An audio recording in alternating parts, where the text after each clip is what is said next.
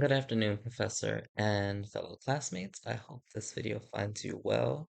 This is my reaction video to the Cultural Competency assignment for week 3, in which I will be defining in my own terms what competency, is, what it would look like in my classroom, and where exactly I fall on the continuum. And so to start, cultural competency and humility are crucial to effective teaching, in my opinion. Cultural competence means having the skills and attitude necessary to work with diverse cultures, races, and ethnicities. It also means being able to accommodate and respect diverse cultures while being aware of our own biases and perspectives so as to not impose them on students and other staff members. For example, as a spiritual individual, I may not understand certain religious practices like fasting or needing to pray throughout the day because I don't need to do it. But respecting and learning why my students need to and making sure they have access to any resources they need for their cultural and religious practices, it creates an inclusive and welcoming space for students to feel comfortable enough to learn from me as an educator.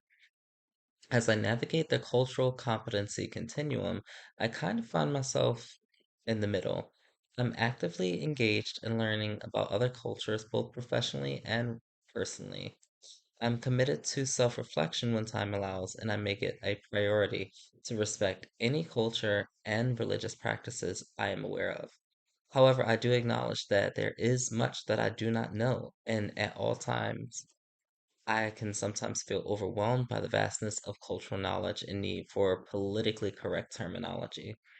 This can be a source of frustration in terms of catered to controversy. Excuse me. I strongly believe that curriculum needs to be more inclusive, teaching about all different cultures, religions, perspectives, and truths rather than just the one sided education.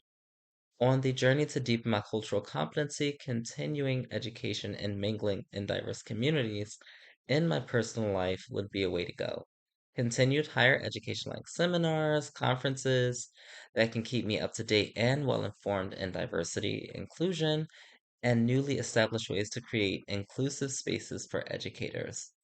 In addition, life is the best teacher. So mingling with diverse populations, gaining lived experience will be a great way to learn about others outside of the professional settings where I can ask the questions I cannot ask my students. Some specific tools and resources are professional development days, professional development programs, and mentorships for examples for guidance.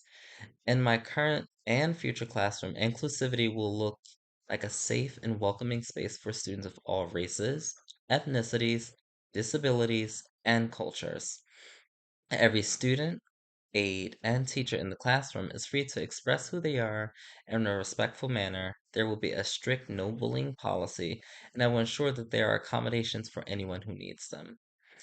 To ensure that I am enforcing and respecting the diversity in my classroom and other educational environments, I will seek feedback from other students and aides, encourage open discussions to learn about different cultures, and tailor educational material to include our students' population. I think another great way to ensure I am fostering a diverse and inclusive classroom environment is a reflection journal that I will participate in as well. At the end of the school day, we will have 10 to 30 minutes where we all journal and reflect upon our actions and beliefs throughout the day. I can share mine and offer the floor for anyone comfortable enough to share. Overall, I am committed and dedicated to fostering, establishing, and maintaining a diverse and inclusive classroom for all of the staff and students to encourage learning outcomes. Hopefully, this video helps on educating you all on what cultural competency is, and as well as how you can carry it out in your classroom. Have a great day. Bye.